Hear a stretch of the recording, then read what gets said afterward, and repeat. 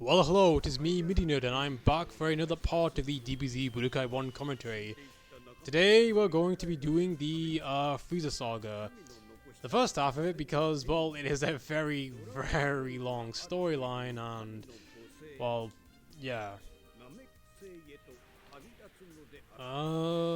Is there anything else I can expunge before I get to anything, I notice anything else? I had to record this again and again and again and again because, well, A, I got too angry some other times.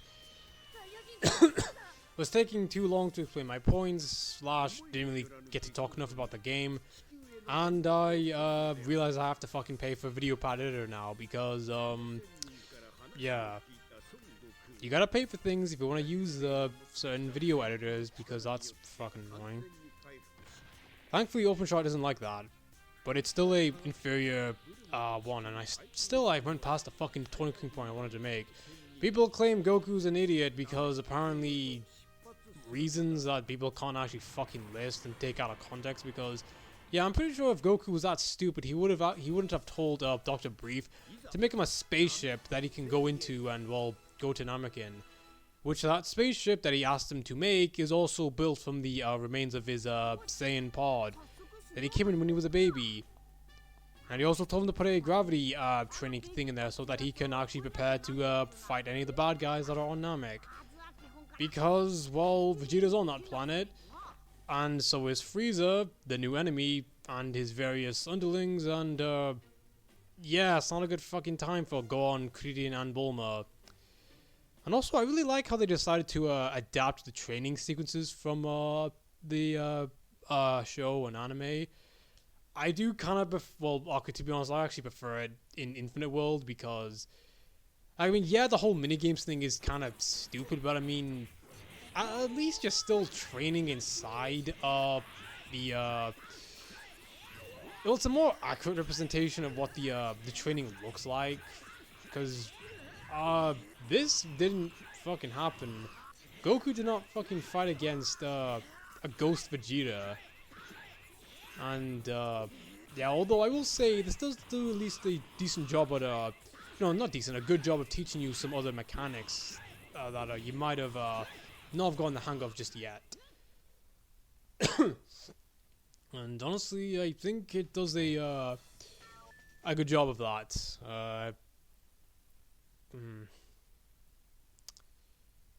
Yeah, and the mission is split up into like 4 segments, and yeah, you gotta wait until all these damn loading screens are done.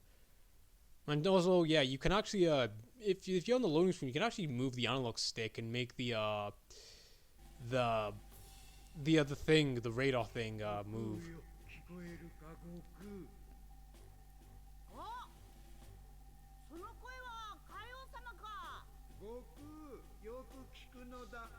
I'm sorry if I'm not like saying anything. I'm just getting a lot of nostalgia from both this game and when I watched the Frieza Saga back in the day when I was in high school.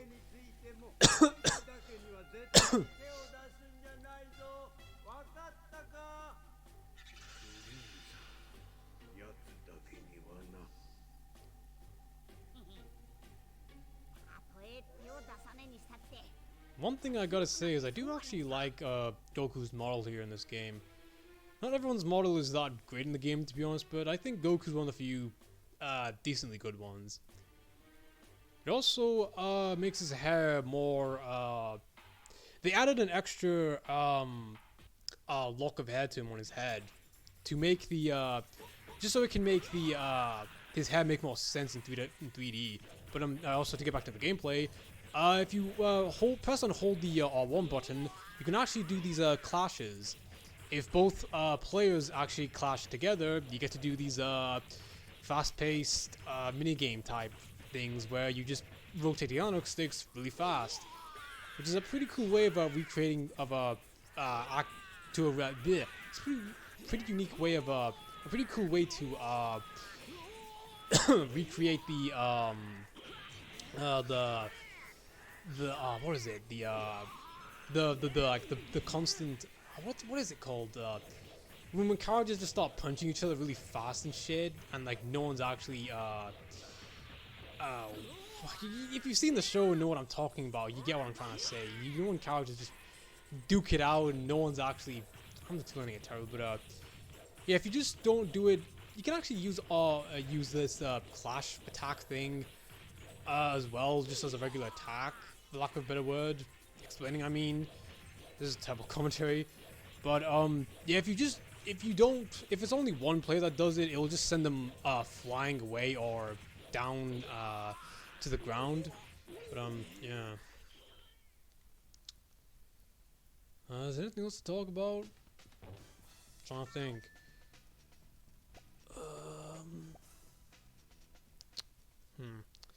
I want to make sure I don't explore any tangents, and I hope to God I at least talk enough about the gameplay.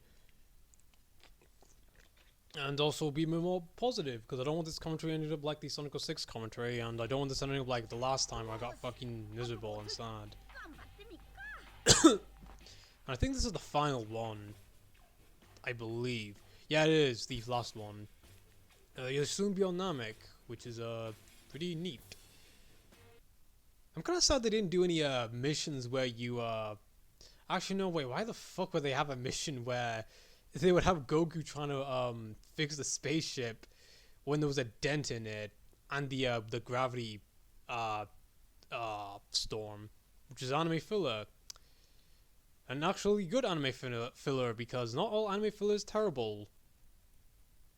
Even though it can be fucking terrible at times, but filler isn't all bad. And I'm honestly pretty sad that filler is like no longer a thing in anime now.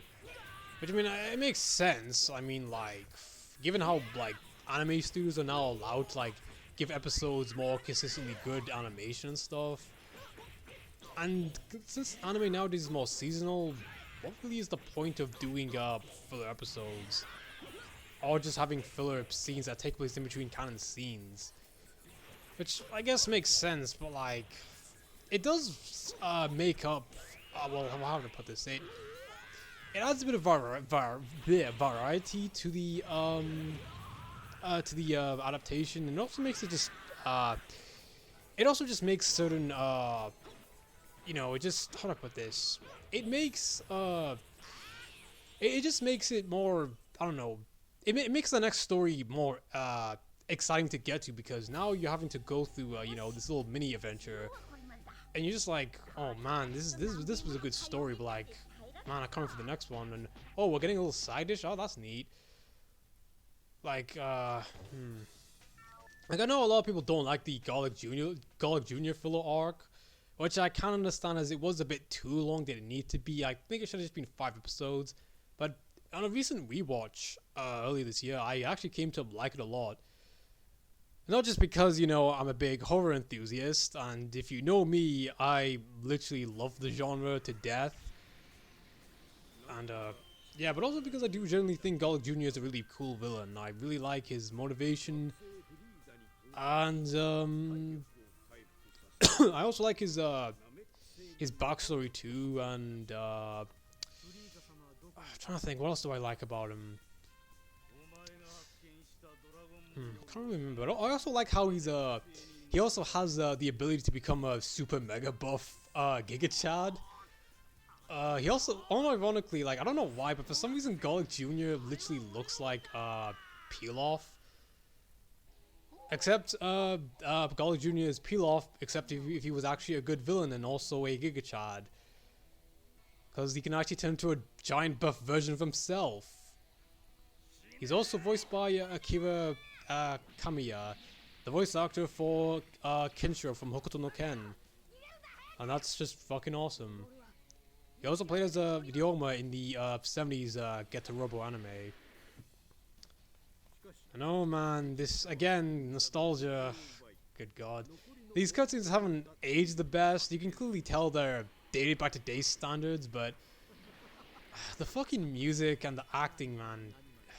Nostalgia, and it just makes these moments so hype. Especially if you're actually a fan of the series too, because, oh man, god damn.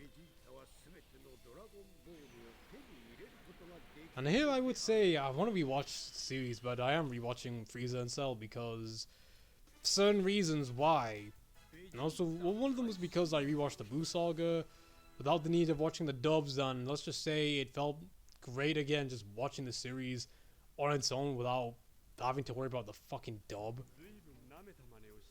But yeah, getting into the next character of the fight, Vegeta versus Zarbon, and also another thing, I also decided from this point on I'm just gonna be doing the I forgot to mention, I'm not gonna be doing Goku's story and then we will get to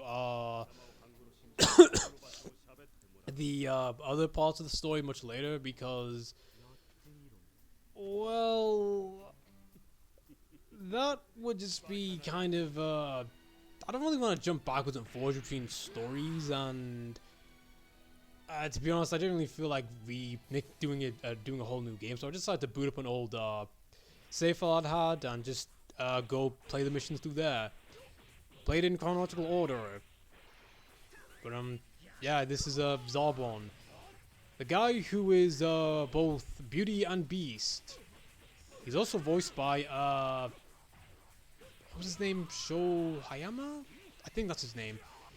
He also played as who was it? Wait, he also played as Akira Fudo in the Devilman OVAs. He was also the voice of Noriaki Kakuin in the JoJo. Which one was it? Oh yeah, the audio dramas from the 90s. And then he later played as Vanilla Ice in the David Production version of JoJo's Bizarre Adventure Part 3. One of the few better things the David Production anime did much better than the OVA, because why the fuck did you get Kami's voice actor to play as Vanilla Ice? Like, why? Speaking of Kami's voice actor, he also played as Jinman in the Devilman OVA as well. And he also played as Yugi's grandpa, Muto Suguroku, is that? I can't believe I just forgot his name. I think I did forget his name. I don't remember it anymore, even though I'm a Yu-Gi-Oh fan. I forgot it, whatever. But yeah, Yugi's grandpa in the Toei anime.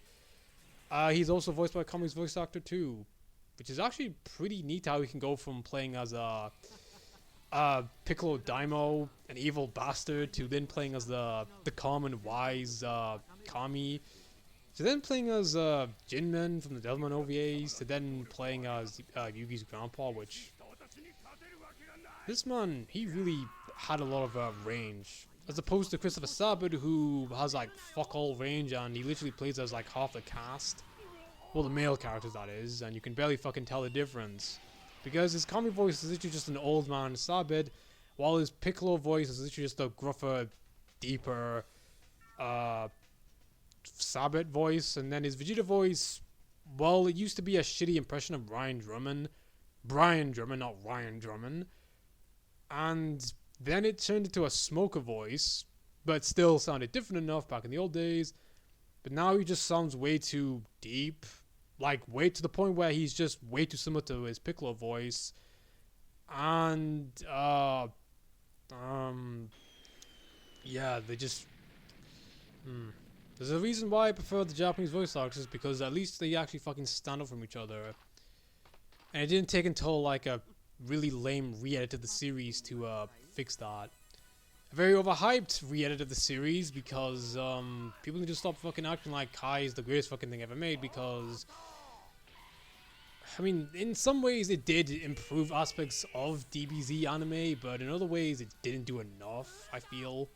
Like for Frieza Saga it did, but for Saiyan Saga it's way too short, and like Cell Saga is just kind of...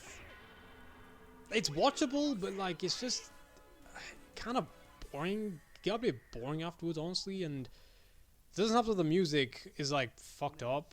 Well, the music replacement, like the Yamamoto music, is just not very good, and the I mean it is good, but a lot of it is just repetitive as hell, and there's not a lot of tracks. And I was supposed to talk about the fucking Ginyu Force. God damn it, I forgot. But yeah, the Ginyu Force, I love them, and Rakuma's my favorite. And that is a very strange way to translate Vegeta-chan, and makes Rakum... Actually, no, I'm not gonna say that. That might get me fucking... Don't... I'm sorry, I'm just being a little silly, and I... But, yeah, like, Kai, like, it's it's like then after like Kenji Yamamoto was found out that he was actually plagiarizing the music for his soundtrack for Kai and well these old Dragon Ball games as a whole, which I'll get into a little bit later, like some next part or whatever. But yeah, they then had to get the Kukuchiki soundtrack from the '90s series, well the late '80s series I meant to say, because DBZ is not a '90s anime, it's a late '80s anime. Because well, it came out in 1989, so it's not a '90s anime if it didn't come out in the fucking '90s. Yes, I know most of his episodes did come out in the '90s, but it still came out in 1989. But the point is, they just rushed and shoved in any music from the Kukuchi score, and I think for Frieza Saga it's not too bad at some points, but in Cell it honestly could have been a lot better, and it's just very underwhelming compared to the original. But then we get to Buu Saga Kai, which is fucking unwatchable. Like, it's literally just, like, at least with Frieza and Cell, they at least made it, you know, half of the original episode's length of the 90s versions. Meanwhile, the Kai version of Buu Saga is not even that fucking different. Like, it's still close. I mean, sure, it's not close to 100 episodes, but, like, it's still, they just cut out, like it's, like, the original is, like, 92 episodes long, and the Kai version is 67 episodes. I know it doesn't seem, it might seem not, like, that big of a deal, but, like, well, there's a lot of filler that's just kept in for some weird reason, and, yeah, it barely improves upon the original, and it also is cropped to 16:9. There's a green tint, and while it did get fixed in the home releases, well, at least the English version, I'm pretty sure, it doesn't even look that fucking, I mean, it does, but not that much, and, well, the voice acting in the Japanese version is, after Frieza, to be honest. Like, it peaks and it gets better by Frieza, but then afterwards it's just kind of just okay. And, yeah, I just don't really like hearing these voice actors performing the same lines, but just not that well anymore compared to how they were in their prime. It's also because the music in the Kai version for Buu Saga is just fucking terrible, because Sumitomo is not a very good composer, and well, it's the most generic Hollywood music, well, generically orchestral Japanese RPG music you can possibly imagine from like the time period it came in, which was like 2014. And yeah, it also, like, it was paced pretty fast, but then paced poorly, because there's an international version and a Japanese exclusive version that is there's a bit shorter, and it was more consistent. Well, no, consistently slow like the anime from the 90s, but I don't know, and I don't fucking care anymore. I'm done with Kai. It's honestly just a fucking interesting idea, but wasn't executed that well, and in all honesty, if I really don't want to fucking watch the filler, I could just fucking skip it and just skip the filler in the episodes where it's integrated into the, well, it's in between the canon scenes, because I don't really need a fucking remake of another anime, of an old anime. I do that for Hokuto no Ken, I do that for, like, Yu-Gi-Oh! I do that for, like, anything I don't really fucking care for, because, like, just fucking skip the damn thing. Like, I know it's annoying as hell on the first time viewing, and if you're one of those people that have to rewatch it, but, like, there came a point where I'm just like, there's no point of this, let's just hurry this shit up. Like, yeah, it doesn't change the fact that you still have to fucking do it, but, like, it's still an option. We're still, like, it's not as if we're in fucking 1991 anymore, so, like, I could just fucking skip the filler anyway, so there's kind of no real fucking point in watching Kai anymore, other than just watching for newcomers, which, that's the only real thing I'll give to Kai. It's at least more manageable for newcomers compared to the original, which is, let's just say you gotta have, you gotta be used to slower pacing, and let's just say if you don't have very good patience or a high tolerance, or at least your attention span isn't like as short as a fucking goldfish. Yeah. Also, just want to say, this is the part of the game where I start to get a bit better at it and more comfortable, and also actually no, I didn't actually beat Raccoon in one easy go. Still lost a bit of health, but whatever. Actually, I didn't have much of a hard time with him, surprisingly, but yeah. But yeah, this tangent went on a bit too long, but yeah. What else did I wanted to say and add? Also because like another problem I have with Kai is that its music placement and the music how it's made, well, it seems to be more made for fans than it is for. Well, it's done in the perspective of like a fan, how a fan views the series as opposed to a creator, which I know what I'm saying makes absolutely no fucking sense to a lot of you, because you're just like, Mini Nerd 1, no, this is pretentious as fuck take you're just giving out, and all I gotta say is, I know it's a bit confusing, and even, like, I didn't really have this take at all, or this viewpoint, but then when I started to make my own comic books, I started to think less like a fan, and think more like a creator, and I started to understand why it is in older media the music wasn't as, you know, epic, whereas back in the day it was more dramatic as opposed to being, you know, oh my god, so hype, you know, the somewhat generically epic music you hear in every piece of media nowadays. That's the best way to put it. Like, if you've seen like the JoJo OVA and have seen the JoJo anime for part 3, I mean, I think that's the best way to illustrate it. And like with things having like, you know, insert songs for like moments like Goku getting out the what was it, the fucking, oh, I said, I'm probably, the point is, I much prefer music being more dramatic as opposed to being hype.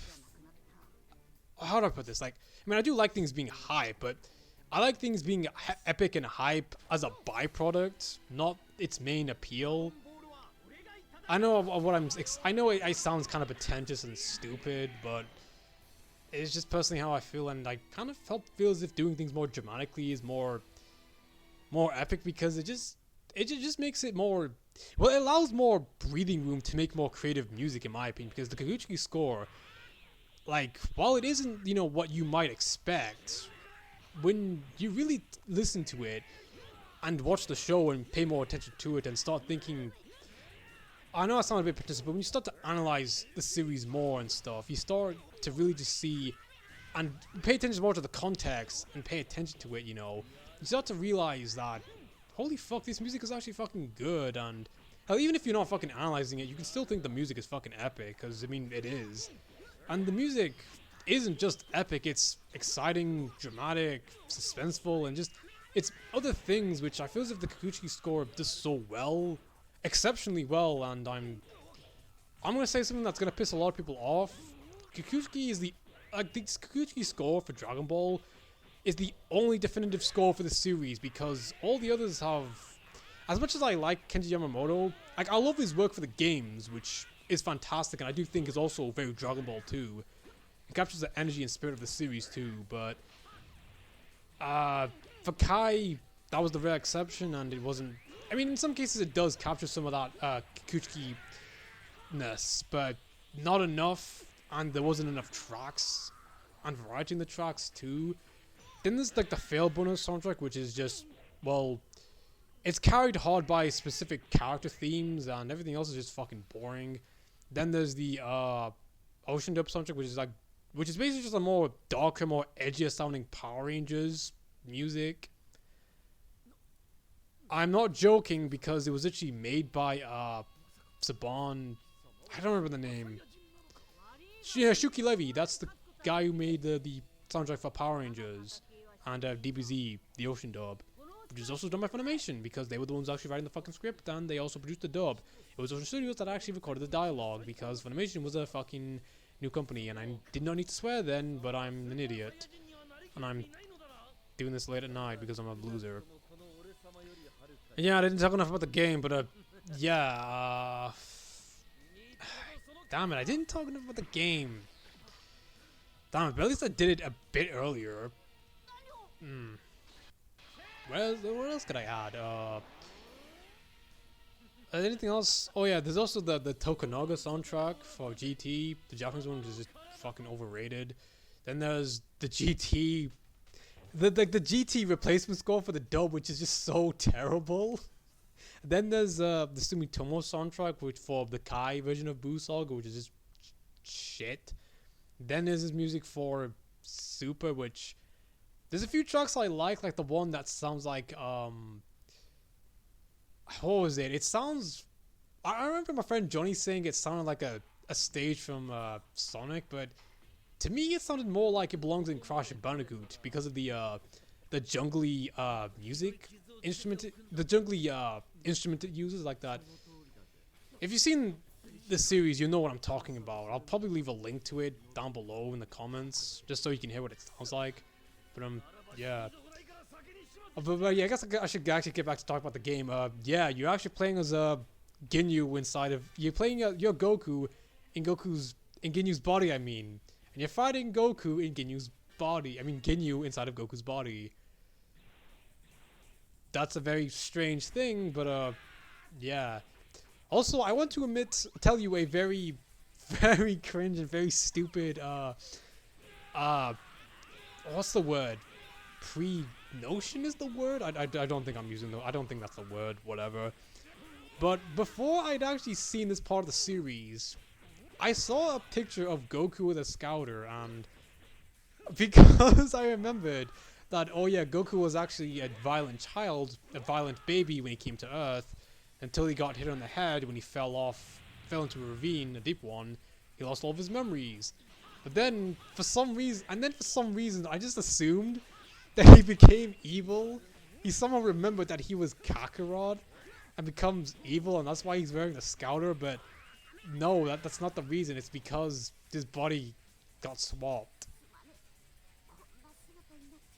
I was a dumb fucking kid back then.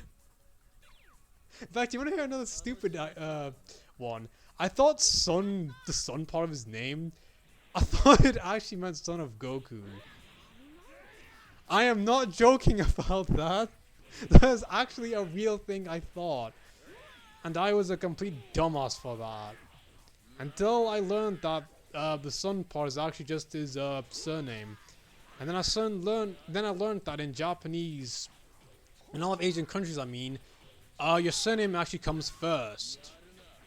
I'm not sure why exactly, but not gonna lie, that's actually a pretty cool, I actually think that's actually pretty neat that your surname comes first, to be honest. Yeah. And I say that because, like, well, saying Goku's son just sounds fucking weird, but saying Son Goku is much better. And then I later learned that Son Goku was based off of Son Wukong. In fact, the Japanese name for Son Wukong is Son Goku. Pretty neat, and yeah, this part of the video is starting to end up, so yeah, I did get to talk enough about the gameplay, which is unfortunate, but hey, at least I was a bit more positive this time around. Kinda, but yeah, next time, hopefully I actually get to talk about the fucking gameplay a bit more in detail, without it being so, you know, this and that and da da da da da. But yeah, see you next time. Bye.